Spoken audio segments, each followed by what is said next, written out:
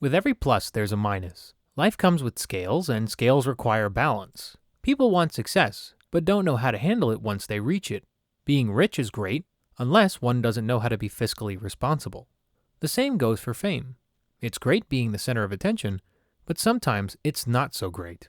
This film is a good example of that, despite the actual story being an allusion to the author's alcohol addiction. Ordinary people are capable of extraordinary things. Sometimes those things are of no benefit to anyone.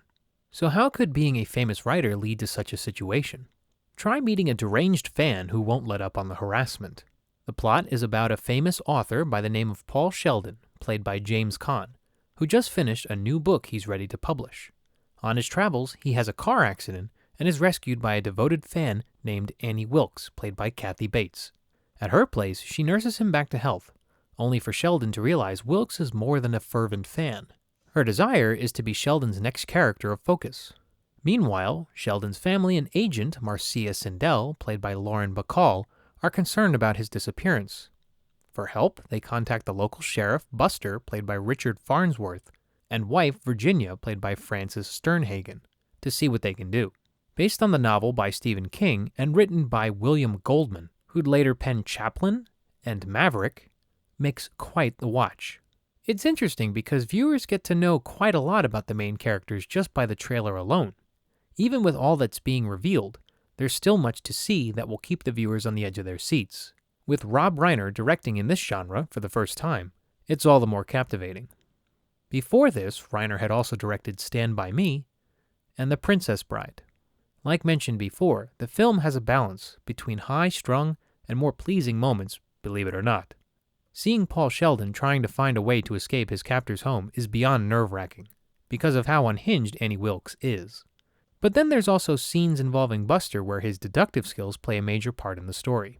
However, a weak point in the story occurs when a plot device is used to tie two different plot threads together. These two plot threads share the plot device, but when looking at it from a bigger point of view, it seems very, very convenient. Almost like the probability of such a thing happening is completely unlikely. This doesn't take away the performances from the cast members. While Kathy Bates has been acting prior to this feature, it was here where she made her breakout role. She plays her character well alongside veteran actor James Caan, who was in hits like The Godfather and Rollerball. The more intriguing scenes are delivered through Sternhagen and Farnsworth's characters. Farnsworth is also known for starring in The Gray Fox. The camera work is also well done. Shot by Barry Sonnenfeld, who would later on direct The Addams Family and Men in Black, the camera work here is shot competently for the film.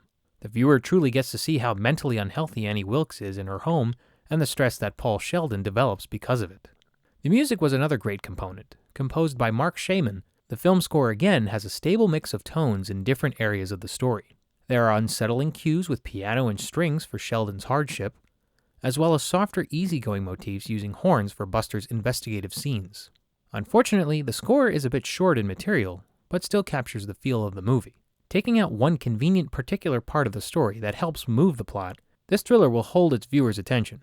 The tension only cranks up as time goes on, thanks to the acting, camera work, and music.